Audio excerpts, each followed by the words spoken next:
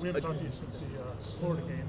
What did you guys do so well in the third quarter to kind of Just, control the game? Ira, early in the game we just made some critical mistakes, and sometimes you make mistakes and you get the ball down and go to the next play.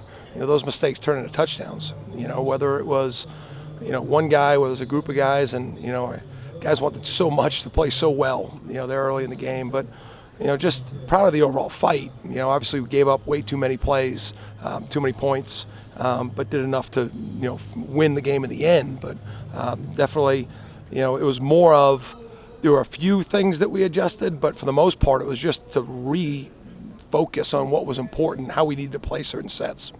Were the mistakes early communication for the most part? No, more just biting on actions that their keys told them not to, or I could have done a better job with them too, and just things that we probably should have had doubled. They became one-on-ones, and then even the one-on-one wasn't great with the technique, so that was a big part of it. Out of the locker room in the second half, were you guys more aggressive with the approach of the defense? And if so, how do you balance when to be versus when not to be? Yeah, there's a plan, then there's a reaction to what the initial plan was. There's all those things constantly in a game. We're just trying to make sure we get stop after stop after stop, and everything we call is to try to do that. We had Jammie at boundary safety for a little bit, and tried to use him to the best we could, but he was in a little bit different spot, and then on third down, just with the guys we had out there, we made sure that, we tried to just maximize the guys we had out there in different spots. We had a little bit more coverage grouping. Greedy and Kevin were out there together for the first time. So just tried to play to the strengths of the guys that we had, and then, in the second half, tried to play it a little bit more of, regardless of the strengths, just who I knew that we were, and our guys responded. They, we did what we had to do to win the game, but definitely want to play better. How has Shyheim grown in real time this year? He came out of camp, and, last year Pack played a bunch for us. He was in Shyheim's role. Coming out of camp, Pack had a good camp. I thought Shy had a better camp. I thought the investment in him was going to be worth it. That came at Pack's expense. Shy got all of his reps this year. And, I thought it was worth the investment.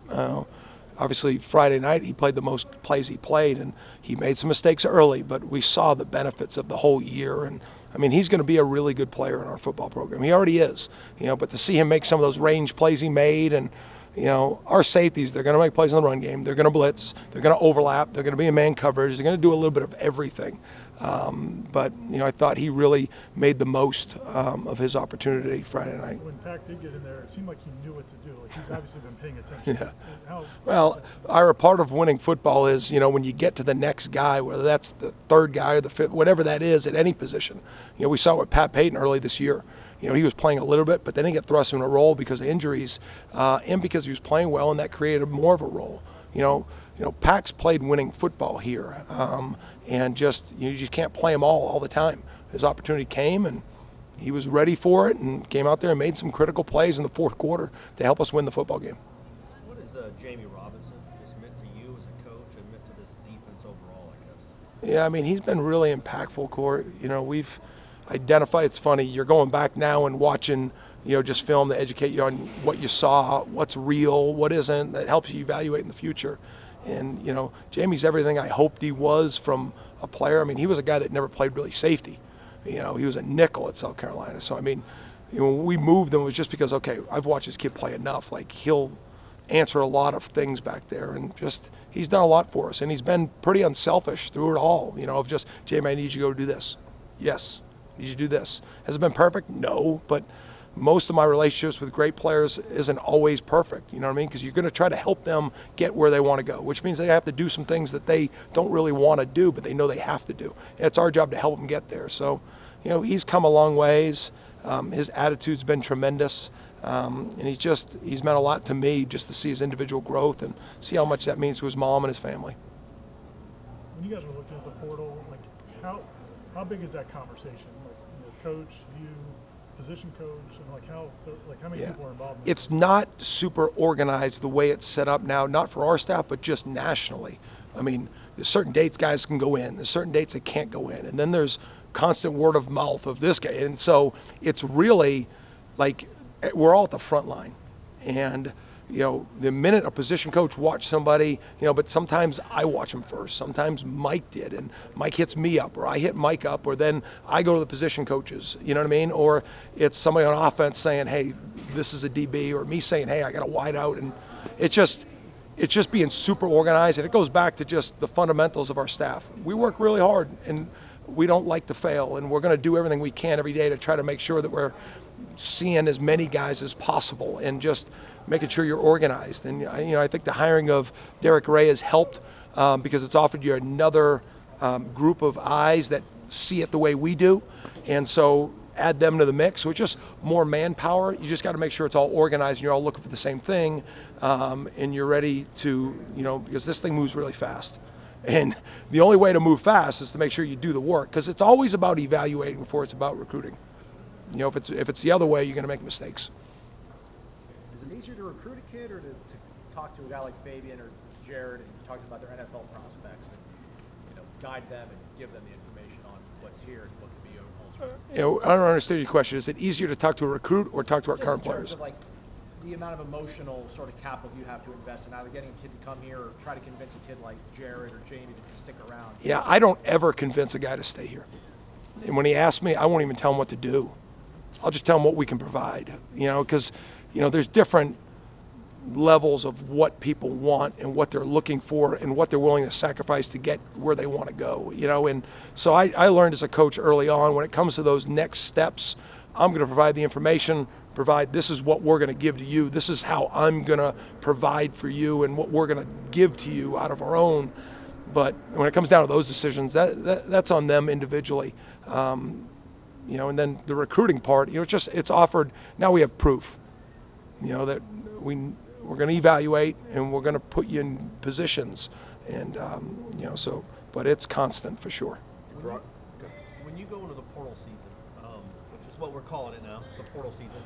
2 years ago, I imagine you needed bodies, you needed people that could come play. Not to denigrate the people that did come, but now are you more honed in on we need a need here, we need a need here, we need a need here? Is it a different approach going into? I don't know if the approach is different, but what you're looking for is a little bit different. Listen, obviously we're going to graduate some spots. We're deeper at certain spots than we are at other spots. Yeah, and so I think you're looking for some more specifics instead of, listen, we don't have this at all, but every year it's a little bit different, Corey. So, I just think the numbers where you're at in your 85 will tell you how broad of a scope you have. Right now, I feel pretty specific about what we look for right now. You brought up having proof when you're talking to recruits. How much has that changed the conversations here in the last 3 months? Well, there's just, as you win in this college football scope, this has always been a brand school. So people always like the logo. But now, just a lot of our games are on prime time, and they're on and people watch them. And so now the conversations of, Coach, I saw how 10 played, or I saw how 5 played, or 11, or 4, and they're using examples, which I don't have to set up a Zoom to show them, right? Now it's, you got lead-ins a little bit more, but at the end of the day, you still got to prove it to each individual, of what the fit is and how this thing's going to look for them. How much are you seeing from Tay Woody since you guys got him on? Not a lot yet, I've had 3 or 4 sit downs with him just to try to tell him the things that I think he can direct his focus on. But right now he's unblockable in his mind. So we'll just keep working with him. The young defensive linemen you guys have, not all of them got a ton of playing time. Some did. Yeah. But you got, Josh, I think, had the most tackles for loss of any freshman in the conference. Pat, defensive rookie of the year. How excited are you about those young defensive linemen? Yeah, really excited. They played for a reason. I already made a statement. Josh played against Louisville, and it did not look like the Josh Farmer that we know we would have, but that's part of it.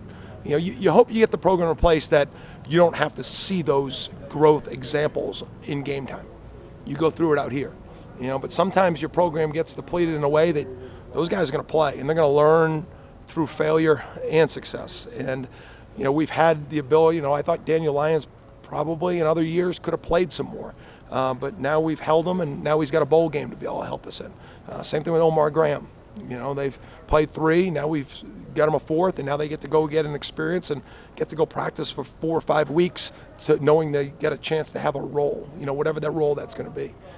So, you know, and we played a lot of freshmen around here, you know, and the ones that played usually deserve to play, but some guys were forced into action. But it's good to be able to have it, and the system's in place now, but the work is constant. Thank you, Adam. Good guys. Thank you all. Appreciate it.